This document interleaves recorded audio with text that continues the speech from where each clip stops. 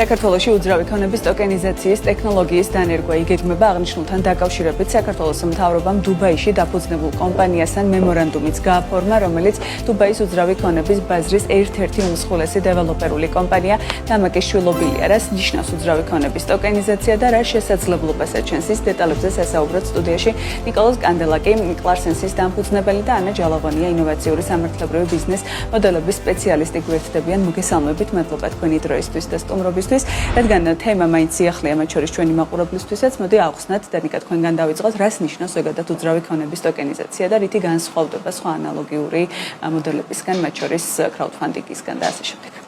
მოგესალმებით, თათია, დიდი მადლობა სტუდიაში მოწვევისთვის, მოგესალმებით თქვენ მაყურებელს.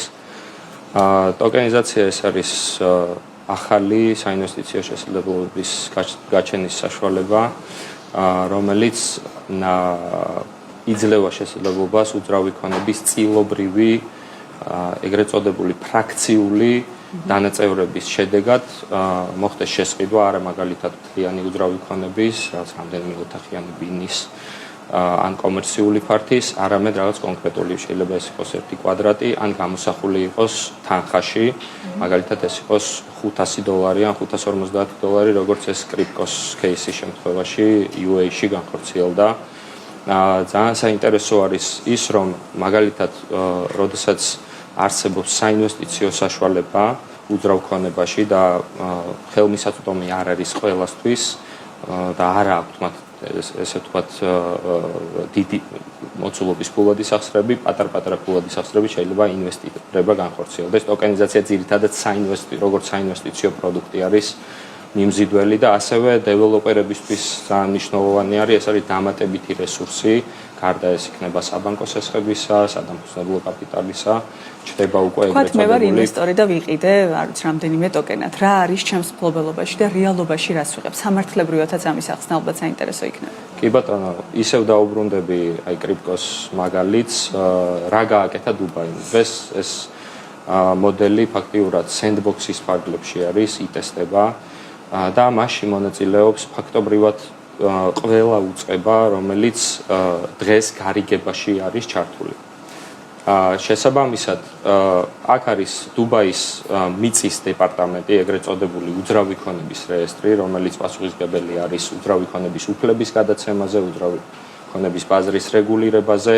აქ არის ჩართული დეველოპერი ამ სენდბოქსის ფარგლებში, ასევე არის ჩართული ტექნოლოგიური პროვაიდერი, ეგრეთ წოდებული Control Alt. მონაწილეობს ასევე Ripple-ის blockchain ეკოსისტემა, ჩართული არის ბანკი, რომელიც ანგარიშწორებაზე არის პასუხისმგებელი და ყველა ეს ასე ვთქვათ მონაწილე პირი ერთობლივად ქმნის როგორც ტექნოლოგიურ, ასევე სამართლებრივ ბაზას, რომ მოხდეს პირების იდენტიფიკაცია, ვერიფიკაცია და მათი უფლებების გადაცემა და ასახვა უძრავი ქონების მიკავშირება, ასე ვთქვათ, ამ ტოკენის მფლობელობისა და უძრავი ქონების შესაბამისი ფრაქციის მიკავშირება. რაც გულისხმობს იმას, რომ ყოველი მომდევნო გარიგება ამ მონაწილე პირების ჩართულობით ასევე იძლევა საშუალებას, რომ ტოკენზე უფლება და შესაბამისად ქონებაზე უფლების გადაცემა მოხდეს უკვე ლეგალურად.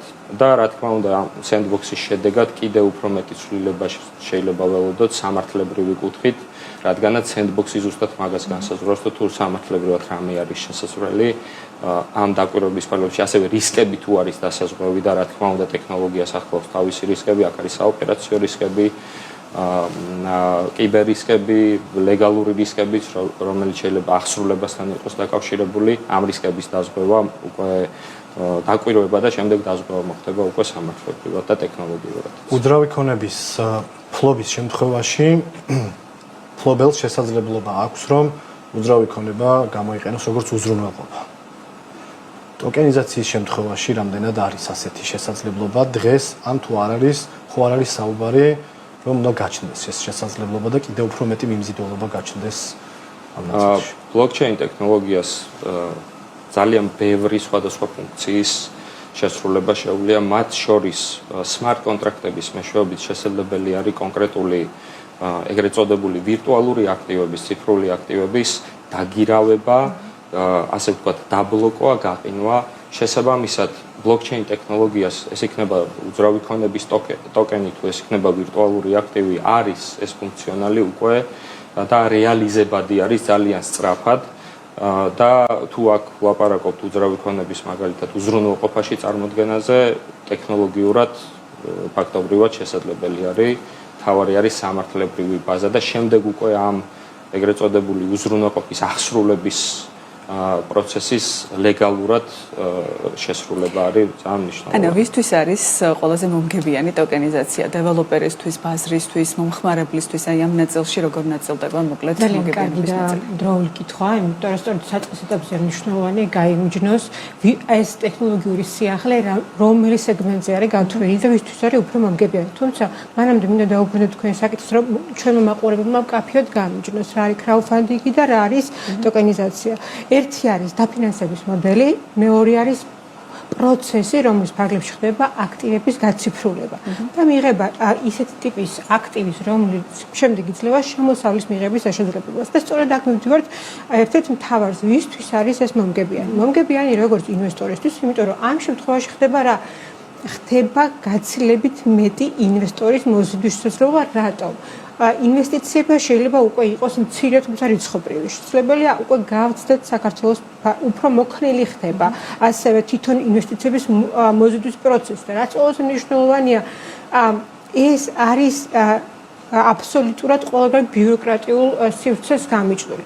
ასევე ძალიან მნიშვნელოვანია რიგითი მოსახლისთვის მინდა გითხრათ, იმიტომ რომ ამ შემთხვევაში მინიმალური ინვესტიცია, თუნდაც ახლა თუ ავიღებთ იგივე დუბაის მოდელს, 500 დირჰამზეა ლაპარაკი, $135. ანუ წარმოიდგინეთ მინიმალური ინვესტიცია ამ მოცულობის ვიზა შეიძლება იყოს გათვლილი. მარტივად რომ თქვა, ყველაზე ხშირად საქართველოში ინტერესი აქვს ჩვენს ემიგრანტებს და დიასპორას, მათ შეუძლიათ სწორედ ეს მოახდინონ და ინვესტიცია განახორციელონ ისეთ სექტორში, რომელიც არის მზარდი, რომელიც არის ყველაზე მომგებიანი საქართველოში და რომელიც იძლევა საშუალებას მაქსიმალური მოგება ამოიღო შენს მიერ ჩადებული თუნდაც მცირე ინვესტიციით. კი რა თქმა უნდა, როგორც ნებისმიერი კარგი მექანიზმი საწყის ეტაპზე ყოველსაა გამოწვევა. ეს არის სამართლებრივი ბაზის გამოწვევა. თუ ამას დავამატებთ ის, რომ ტექნოლოგია იმდენად ახალია, რომ პრაქტიკაც კი არ არსებობს, იდეალური პრაქტიკა რო გადმოიღო, რა თქმა უნდა, არის სატესტო მოდელები რამოდენიმე ქვეყანაში, თუმცა ყველა პატარა ქვეყანას თავისი სპეციფიკა აქვს და ძალიან მნიშვნელოვანია ისეთი სექტორი, როგორც არის უძრავი ქონება, რომელიც საქართველოში მთავარი მამოძრავებელი ზალაა, შეიძლება ითქვას, იმიტომ რომ ყველაზე განვითარებადი სექტორია. რეგულაციების არასწორმა მორგებამ ეს კარგი მექანიზმი არ დაატრიალოს ამ სექტორის საწინააღმდეგოდ, იმიტომ რომ ჩვენ არ მივიღებთ ძალიან კარგ საშუალებას განავითაროთ და მეორე სუნთქვა მივცეთ უძრავი ქონების ბაზარს, არ მივიღებთ რჩეულოვანი გარიგებების შესაძლებლობას. აქ ამიტომ ძალიან მნიშვნელოვანია კარგი საუკეთესო პრაქტიკა ამ დროისთვის, რომელ ქვეყნებშია ყველაზე კარგად სადაც მუშაობს და ალბათ ეს არის სადაც გაფორმდა და ძალიან მნიშვნელოვანი ჩვენი მსგავსებაც, იმიტომ რომ ჩვენ ზოგადად ორიენტირებული ინვესტორებზე ჩვენს გვაქვს მინიმალური ბიუროკრატიული სისტემა, მათ შორის ჯერო რეესტრის ფორმატში და ჩვენი ფორმატით ჩვენ რა თქმა უნდა არ გვაქვს ის მზაობა ტექნოლოგიური მათ შორის და არც საკანონმდებლო, კი გვაქვს ბლოკჩეინი, საჯარო რეესტრი გადავიდა ბლოკჩეინზე, თუმცა 2016-დან გადავიდა მხოლოდ იმ კონტექსტში, რომ ამონაწერების დაცულობის უზრუნველყოფად, კი ჩვენ სმარტ კონტრაქტებს ვიცნობთ კანონმდებლობაში, თუმცა გვაქვს რიგი შეზღუდვები, რომელიდან გამომდინარე ძალიან ვიწრო სეგმენტზე არის დღეს ორიენტირებული, თუმცა თუ სწორად განვითარებთ და სწორად შევხედავთ, ეს არის მეორე სუნთქვა საქართველოს უძრავი ქონების ბაზარისთვის. თქვენ ახსენეთ, რომ როგორც დუბაიში, ასევე ჩვენთან ძალიან მარტივია უძრავი ქონების შეძენა, რეგისტრაციის პროცესი, თუმცა ევროპულ ქვეყნებში ეს საკმაოდ დიდ ბიუროკრატიასთან არის დაკავშირებული, მათ შორის შტატებშიც. როგორ მუშაობს იქ ტოკენიზაცია და აი ამ შემთხვევაში რა რისკებია? ჩვენთან გამარტივებულია, ტოკენიზაციის შემთხვევაში კიდევ უფრო გამარტივდება, მაგრამ რა რისკები შეიძლება დადგეს? გეტყვით ძალიან კარგი კითხვაა. პირველ რიგში ჩვენთანაც არ იქნება მარტივი, ამიდან დავიწყოთ, იმიტომ რომ ამ შემთხვევაში უძრავი ქონების მიმართულება ცნობს მხოლოდ კონკრეტული ფორმის გარიგებას, რომლის ფარგლებში შეიძლება მოხდეს უძრავი ქონების საკუთრების გადასვლა. იმიტომ რომ ფორმას სავალდებულობას გულისხმობს ჩვენი კანონმდებლობა ამ მიმართულებით. ასევე ჩვენ გვაქვს პრობლემა მცირე წილებთან დაკავშირებით. ამიტომ ძალიან მნიშვნელოვანია, რომ ეს საკითხიც განხილული იქნას. თუმცა თუ შევხედავთ ესეთ, რომ ჩვენ მოვახდენთ როგორც ძალიან სწორი აღნიშნა იყო, რომ უნდა მოხდეს ინტეგრირება ერთიანი სისტემის, სადაც ამ ნაწერს ან ამ ნაწერი იქნება პირდაპირ მიბმული, ან თუნდაც აღიარებს რეესტრი იქ არსებულ საკუთრების უფლებას ნებისმიერი ფორმით. ძალიან მნიშვნელოვანია რა ინტეგრირება მოხდეს იმ გარიგებების აღიარების, რომელიც აი ამ ბაზაზე მოხდება. რაც გაგვიმარტივებს, თუმცა დღეს არსებული საკანონმდებლო სივრცე საქართველოს უფრო ურთულებს, ვიდრე უმარტივებს ამ პროცესს.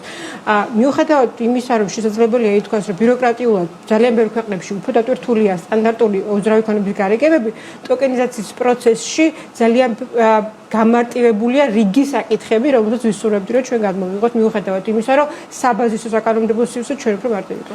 ნიკოლოზ, თქვენთან მექნება კითხვა, რადგან სიმარტივეზეა ხო საუბარი და ერთ-ერთი მთავარი გარდა იმისა, რომ შესყიდვის ზომა ძალიან მცირდება, ასევე არის სიმარტივე, ხო? შემიძლია პლატფორმიდან ვიყიდო უძრავი ქონების რაღაც ნაწილი. დუბაის მაგალითზე მინდა კითხოთ, რამდენი ხანია რაც ეს სატესტო რეჟიმშია ჩაშვებული და რეალურად ხომ არ არის უკვე რაიმე ციფრები, ბაზარზე რა გავლენა მოახდინა. და რამდენად მნიშვნელოვანია, რომ ეს თუ ციფრები ძალიან გაიზარდა და ამან გეოგრაფიული არეალიც მნიშვნელოვნად შეცვალა, როგორ უნდა დაჩქარდეს საქართველოში პროცესები, რომ ამ სექტორს კიდევ უფრო მეტი ის კი მიეცეს, რაც არ აკლია მიმონი ისედაც, მაგრამ მაინც. თავარი კომპონენტი არის ის, რომ რა მოლოდინები შექმნა ამ პროექტმა.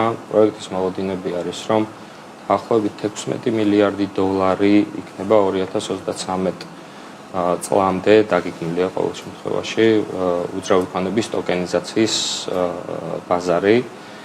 შესაბამისად რამდენიმე წელი დაჭირდება იმისთვის, რომ ამ ციფრს მიაღწიოს.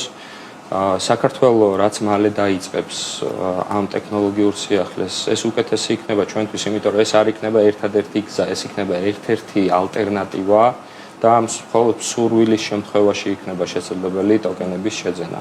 სტანდარტული პროცესები ისევ რჩება და პირადად მე და დარწმუნებული ვარ ამ სფეროს ექსპერტებსაც არ აქვს იმის მოლოდინი, რომ მთლიანად მოხდება მოკლედ ატოკენება ყველა უძრავი ქონების. დარჩება რა თქმა უნდა დიდი ნაწილი და დაახლოებით ლაპარაკი არის 7%-ზე დუბაის შემთხვევაში და ჩვენ შემთხვევაშიც, ანუ საკითხი არის ის, რომ ჩვენ არ უნდა ჩამოვრჩეთ, ჩვენი ქვეყანა არ უნდა ჩამორჩეს ტექნოლოგიურ პროგრესს. კავკასიაში ვიქცეთ როგორც ჰაბი და გარკვეულ საკითხებში ვართ ჰაბი, ეს იქნება სატრანსპორტო ჰაბი, იქნება ფინანსური ჰაბი, იმიტომ რომ რეალურად ყველაზე კარგად განვითარებული საფინანსო სექტორი ყავს და სიახლეების კუთხითაც აქ კრიპტორეგულაციების მოწინააღმდეგეები ვიყავით, როდესაც შემოვიღეთ და ეს ბაზარი შეიქმნა შესაბამისად ამ კუთხითაც ტოკენიზაციის კუთხითაც რაც სწრაფად მოხდება და ეგრეთ წოდებული საპილოტო რეჟიმები გაეშვება, უკეთესია ჩვენი ქვეყნისთვის და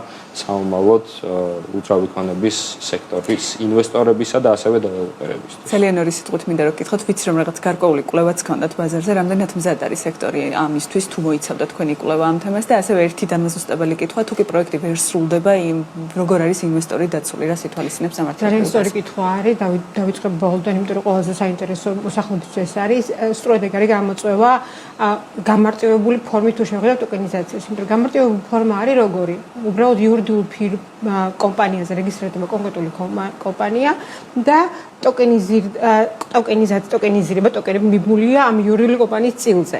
თუ ამ ფორმატით შევხედავ, იურიდიული კომპანია თუნდაც თუ გაკოტერდება, ამ შემთხვევაში ძალიან მძიმე რთული ფინანსური მდგომარეობა შეექმნება ყველა მონაწილეს, მაგრამ თუ ჩვენ საკანონმდებლო სივრცეს წავიყვან იქეთ, რომ საჭიროება კერებოქნება გამარტივებული ფორმით, ანუ იურიდიული პირის, ამეთ პირდაპირ უძრავი ქონების წილობრივ ნაწილობა, ამ შემთხვევაში უკვე დაცულობა გაცილებით მაღალია თითოეული მეწილის, ვიდრე იქნებოდა სტანდარტულ შემთხვევაში. სწორედ ამიტომ აქვს მნიშვნელობა ჩვენი საკანონმდებლო სივრცე საიწავა.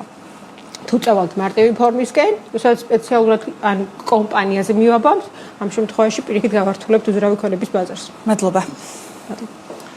მადლობა ნიკოლოზ კანდელაკი, კლარსენის დამფუძნებელი და ანა ჯალაღონია, ინოვაციური სამართლებრივი ბიზნეს მოდელების სპეციალისტი იყვნენ ჩვენი სტუმრები.